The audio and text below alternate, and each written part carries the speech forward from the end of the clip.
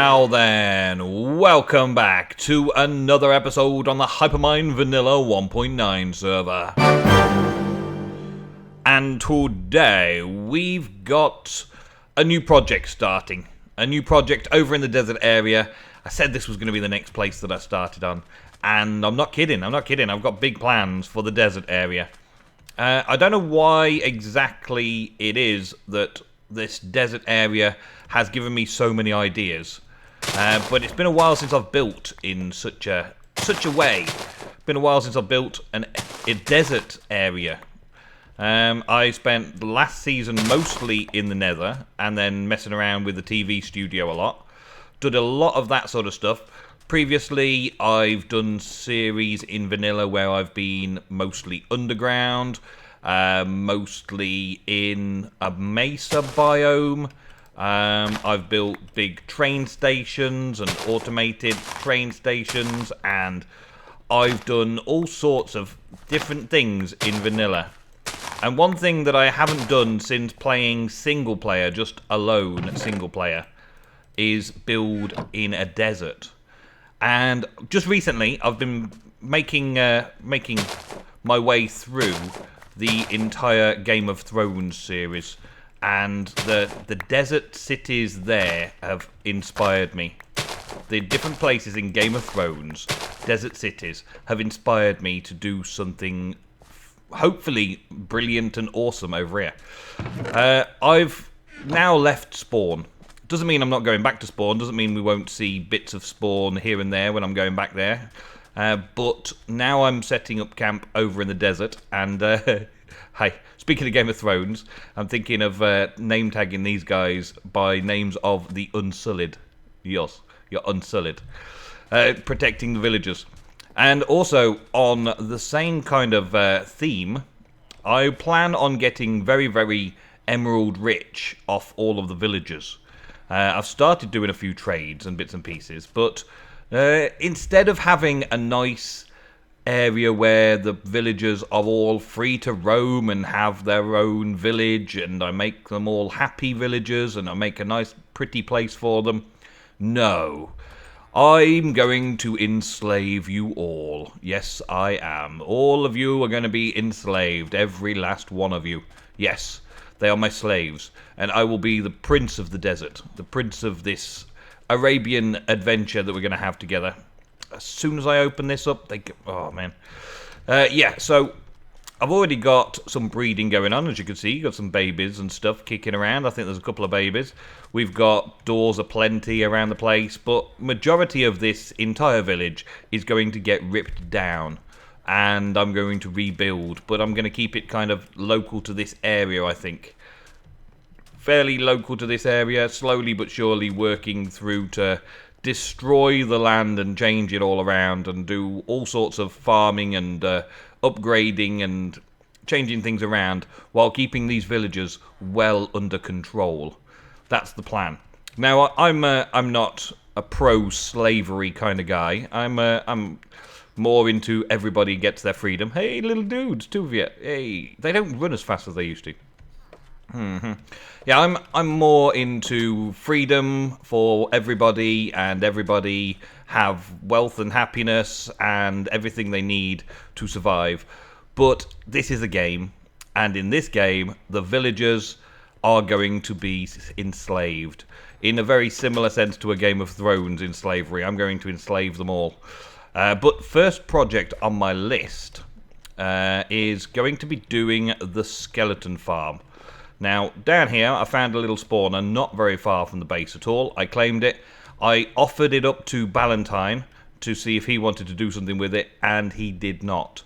So, I've decided that I'm going to have to do something about it. I'm going to have to do something to generate bones and XP. There's the enchantment mending now. I've got mending on this axe. I've got I had mending on a pick. It was an awesome diamond pick. Efficiency 5 diamond pick with mending and fortune 3 on it. And I used it to carve out a ton of desert around the area. And this sandstone, it just broke through sandstone so fast. and I eventually just heard it go ting as it ran out of durability because I didn't go and repair it. So I need kind of a place over here that can be done for repairing and mending. Now, I did say that I was going to go and show you the gold farm, so very long way to get here, but still. We have the gold farm up at the nether roof, and T.O. Lone Wolf has built it. He made a way through the nether, made a way through the bedrock and the top of the nether, and built this wonderful, wonderful farm all the way up here. So it's a bit laggy when other people are on the server, but I want to just go and show you how that whole mending and stuff seems to work, and how all the gold seems to be working. We've got flesh trading and stuff in here. There's a trader everywhere. There's traders everywhere. There is traders everywhere. Trade for all sorts. We've got tons of flesh coming down into here, and tons of golden nuggets over here. There's a load of gold over here as well. I'm going to take 2 stacks of gold for powered rails, and there is another level up here where the things actually work. And wow, it's a massive structure. He's done really, really well to make it. Unfortunately, he doesn't make videos, so it's not on camera at all. But it is an epic build with the enchanting setup and everything here, with books of various different enchantments and stuff around. And up here we go, farm. What is it? Gold farm made by T.O. Lone Wolf. There we go. So what we do is we stand on top of here and we just shoot the bow. There's a bow here which is unbreaking, mending, infinity, and it works. I really want to show you, but there's people on the server. What happens is we shoot one of the pigmen, aggroes all the pigmen up here, and all the pigmen then come rushing over and try and get to this door. And if I open this door, you'll see that they come running towards me through this door. This is the only way they can get to me, so they all from miles around start coming this way and jump down there. And when they go down this trapdoor, they fall down and they kill themselves. And then he's got a really good design for bouncing the XP back up, bouncing the XP and catching all the drops. So there's that. And all you have to do is hold the mending item in your inventory, like hold on to it while you're getting the XP, and the mending kicks in and repairs everything, which is pretty awesome.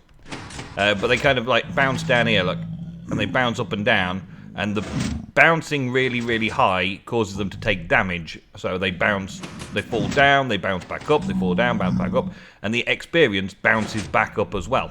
So very, very clever design. T.O. Lone Wolf is a very clever dude. But yeah, unfortunately, nobody's recorded the making of it. But it is pretty epic looking. There might be a tutorial out there somewhere that he's used, I don't know. Or maybe he made it all up himself. But either way, it's pretty awesome.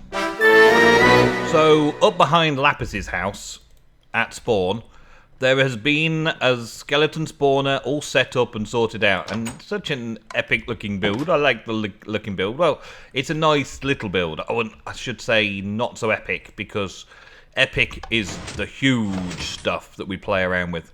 And it's good to see the Woolivators are still here as well. What's Hypermine without an iron farm and a Woolivator? But down here, let's see. Now we've got Benito has been building some stuff in here, and also Lapis has been building some stuff in here. It's quite a large skeleton farm area, right? So in here we've got the actual skeleton farm is in there. There's the spawner in there, doing all the things, taking the skeletons up, bringing them over, dropping them down into there, so that you can then punch them and smash them and kill them and finish them off. There's some nano farms. There's a nano farm here where you just put the bone meal in the dispensers. There's another nano farm here. Why we need 2 nano farms, I don't know, but we've got 2 nano farms. And there was, I think there was another one somewhere as well kicking around. But this is the kind of thing that I need to work on first. Not because we need another one on the server, because this one's brilliantly done, adequate, does all the job that it's supposed to do and everything. There's all of the loot and all that.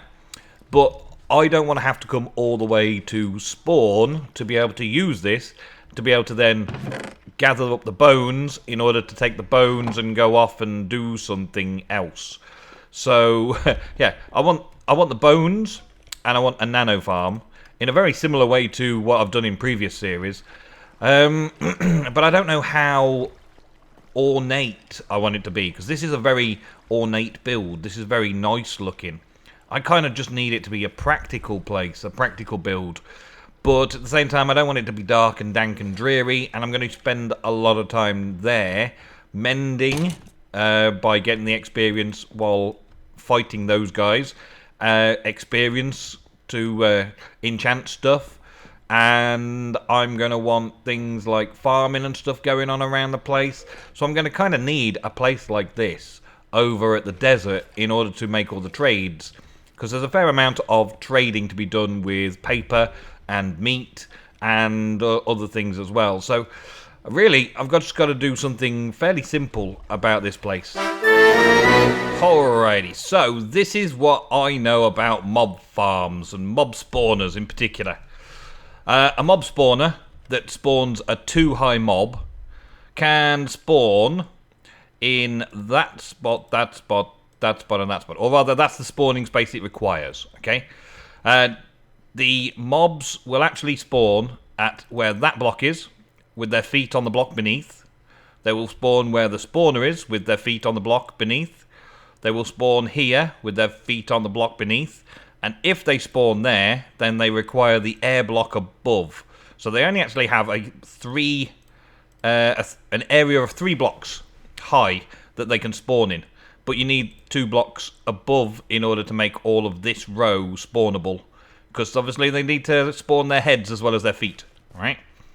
And it's always I think it's an 8x8 centered around this, which makes it 3.5 blocks in all directions from the spawner out on the horizontal. So what I do is I always do a 4.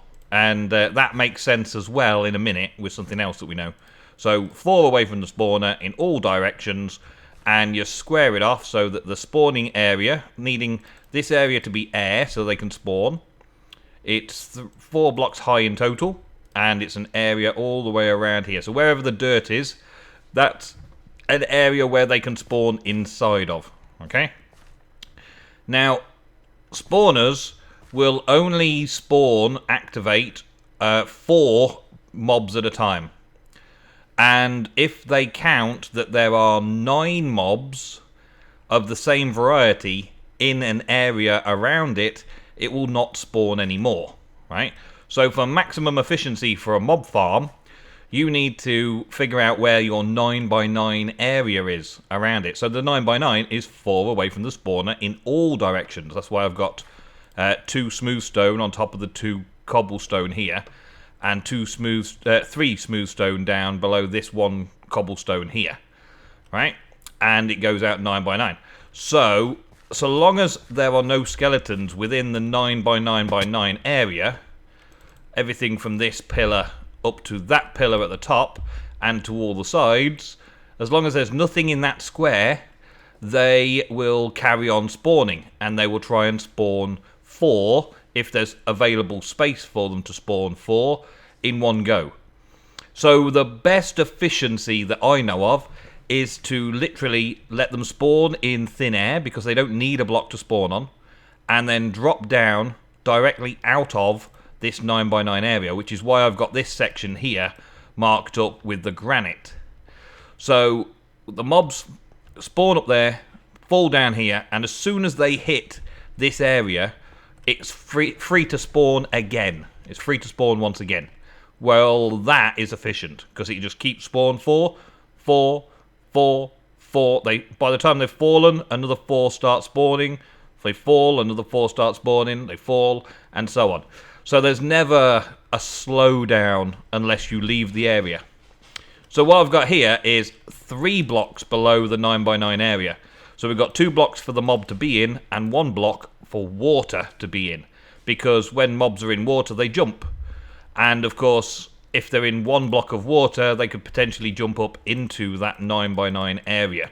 and that would affect the spawning. So I bring it down 3 blocks below the 9x9 area, and I'm going to put water on this floor so that when they're bouncing in the water, they're still outside of the 9x9 area. Right? Simple enough. What I do with them, where I take them, that's all irrelevant to this part of the video. Spawning them and all that kind of stuff. You can water stream them in all different directions and take them almost anywhere you feel like. But that's just it for this part. And above, right, so this is the spawning ground. The heads of the mobs will spawn here. So my ceiling needs to go just 1 block above, like so. Yeah, this is going to be my ceiling. And as long as there are no mobs in these 2 blocks area, because this is the top of the 9x9, as long as there's no mobs in this area, in this section, then the spawners will carry on spawning. So what I do is I'm going to make sure that with the floor in place here, or the ceiling in place, with the lighting so that I can light adequately the spawning area, I've got no mobs can possibly be in here that are skeletons to keep the maximum efficiency of the spawner. I don't believe that mobs in caves around me or anything like that really pay much heed to what's going on in the spawner room. Unless there's a mob cap on the server, which there normally is. So we'll see that if I just light up a good area around here, that this spawner will be as super efficient as it possibly can be. And that's what I'm trying to achieve. And that is now all secured and set up. I've finished the roof area, and I've got my little redstone trick just to bring it all up. I put lights in the far corners as well. I'm pretty sure I don't need them. To be honest, I'm pretty sure I don't need lights in the far corners. I just really need these 9. But I decided just to make sure and make it adequate, I've done that. And when I turn these lights out, of course I've got tons of torches up here so that no mobs spawn in this area to lose any efficiency from the farm. That and stop from getting me and killing me. But now down here we have the farm set up with water. Of course, there's nothing going to spawn right now, apart from maybe these dark sections, if I allow them to. But so, yeah, it's all looking nice up there. It's all stopping the spawning. Nothing's spawning in on me, so everything's well lit enough to stop the spawner being activated. And I've got my water streams pointing this way. Now, pointing towards, well, if you look back up there, that is where the viewpoint is. So they're pushed towards where I'm going to be standing, or where whoever's using the farm is going to be standing. And they're going to be pushed down this water stream and over the edge here into this block here. And then I can choose to take them that way, out the wall, or I can take them this way. Well, I probably can't because I've got that. Maybe I can because I don't really need access anymore. I can put access somewhere else. So I can take them left or right, or I can take them straight on, depending on what I feel like doing. Because, of course, as soon as they're in this area, they're out of the spawn range. So now I've got to decide which way round I want to send them. Okay, I've made my mind up, I think. I think I've made my mind up. They're going to come... Well, actually, let's go down and have a look. I'm going to have them go down there, and then they're going to go up, and they're going to go up through a water elevator, which I haven't quite done yet, but I'll get to it, don't worry. And then I need them to fall about 22 blocks, and I'm thinking of making them fall into there. So they're coming up one side, then I'm going to parade them around a little bit and across a little bit, and then down in the village. So I want to parade the skeletons through the upper, the ground level. So when we're standing above it up there and it's activated, we can still see that the skeletons are travelling, because we're not many blocks away from the spawner, so we could still be within 16 blocks of the spawner somewhere over here. So this is kind of where the spawner was. This is some of the holes that opened up while I was digging out the spawning chamber as sand fell through. So we're not that far away, and just over there is where the mobs are going to come up. So they're going to come up over there, and then they travel across here and then drop down somewhere around here. So technically I've got plenty of space to build it. I just need to figure out where. So for a start, I need the drop to be perfect. And skeletons have 10 hearts. And therefore, I want them to drop down into this area here. And when they drop down, they're on 1 hit and they die, right? And then we can just have a punch thing. You just punch them until they dead. And then the drops go down and somewhere underneath and go to storage over there, right? So now another method that I've seen is a punch into lava. So it kind of, they get pushed around. They don't have a drop or anything. They get pushed around. They get pushed into a chamber. And then you punch them and they jump when you punch them. When you punch something, it knocks it up into the air. And there's just a lava block up above. So when you punch it, the lava block above does all the remaining damage to it, and then all the drops fall into a hopper. And you just keep punching them up into the lava. And once they get burning, they stay burning. But that's a lot of punching, I found. So I want this to be kind of an AFK farm. So I want to make it so that they drop down and they require me to do nothing other than get the XP. With a mending enchantment, you've got to have it in your hand when you kill the mob in order to get the XP. Or you've got to have it in your hand when you get the XP, should I say. So constantly smacking at the skeletons in front of me is a thing that I have to do with my pick in order to repair my pick. With my axe, to repair my axe, not so bad, but yeah, you know what I mean? So I've got to consider that. So a mob with 10 hearts drops 22 blocks and is left on half a heart. So 22 blocks is how far we want them to fall. But I don't want them to have that much. I don't mind them having a little bit more health. So I'm going to do 20, just so it's a nice round number. And I want them to land, I think I want them to land on, let's put a block just there. I want them to land just there, I think. And then I'll put this block back there like that. So I want them to land just there. Actually, I'll maybe one higher. Yeah, I think I need to put them one higher, don't I? Just so that they land there so I can punch them here. Yes, I can punch them here. So that'll be that chamber sorted out. So from this block, I need to now go down, or go up 20 blocks. So I've brought these 20 blocks and I'm just going to do the digging up. Now, it gets dark very fast when you're doing this, and always put a torch down when you're on your way up. So I'll dig straight up like this, and when sand falls down on me, ping, the torch takes care of it all and I don't suffocate. Never dig straight up, they say. Never dig straight up. And when I run out of blocks, that's how high it needs to be before the drop-off point. Wow. Okay.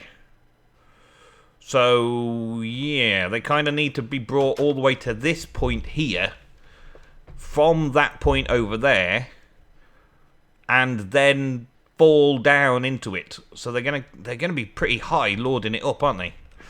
Maybe the other farm idea was a better idea. I could take them down further. No, I can't take them down further. I could drop them a little ways. I could bring them up there to this height. Drop them down part way, then let them push across, and then drop them down the rest of the way. But then it will also, yeah, it'd also be blocking that entrance there. So maybe it is good. I kind of have a big, tall, like aqueducty type thing with the mobs just sort of passing over the top, viewing the area, and you can see them being washed across. Maybe, and you'll see it from miles around. So it needs to be something fairly special looking as well. Okay, so then we're coming from this side, so I'll bring them over here, and that's the block that I want them to drop off. Okay, so I've marked it up. Well, I'm just setting up for the final, well, hopefully the final stages of making the farm actually work. It's kind of giving me, the development of a sort of a design at the same time. So I've tried choosing blocks that I wouldn't mind using in the final build. It's not necessarily about the design right at this minute, I know, but I couldn't resist. I couldn't resist starting to build these towers. May bulk them out a little bit more, but it kind of had to, I didn't want to have to rip it down and start again. I wanted to try and get it right first time. But the actual design stage of things will come later, and I might change the towers around. But the practicality is what we're looking for at the minute. So the mobs come up through this mob elevator. And if you don't know what a mob elevator does, basically they just come up and they just keep jumping whenever they're in water. So they keep bobbing up, bobbing up, bobbing up, right? And then we've got one final water at the top here, which brings them out and pushes them to this corner over here. Now, we want them to come this way. So what we can do here is put a sign there. So they get pushed into this space. Signs don't cause any obstruction to them. We can put a sign there. And then we can put another water just there. And that will then push them this way. Okay? So they will get their heads caught in this water here. But it won't matter because they can't bob up out of it. And the flow of water will automatically push them this way. So that's all I need to do there. Now for this section, this is actually the perfect length at the minute for the water to go through. So I'm kind of stuck at the minute, struggling to kind of figuring out where another one of these towers would be. So it'd end up looking like maybe 6 of these towers staggered around for the whole setup. And only that one does something, then this one's just there for passing them through. And one in the middle, just hiding a few more bits and pieces of this. So I will probably change this a bit later on. But for right now, this will have to do. I've run out of signs. So I can't really do it with just one sign. But that actually, that does go 1 extra block. Now the sign's removed. So maybe I can do it with one more sign. Let's go there, there, there. Let's put the sign there. I'm still going to need another sign, aren't I? Yeah, I'm still going to need another sign.